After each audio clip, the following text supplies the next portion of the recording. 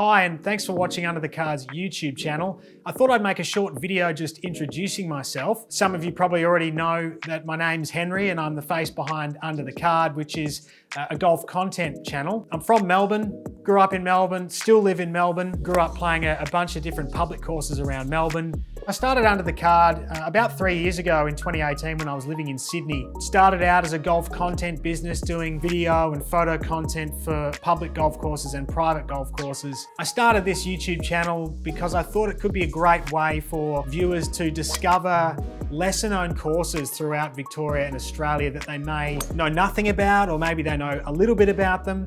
In terms of my work background, formerly a TV journalist, and then have really moved specifically into the golf industry the past 5 years with videography and content creation. If you haven't already, please hit that red subscribe button just down there below to follow our new videos, and also click the notifications bell so that when we release a new video, you'll be made aware of it straight away. Thanks for watching.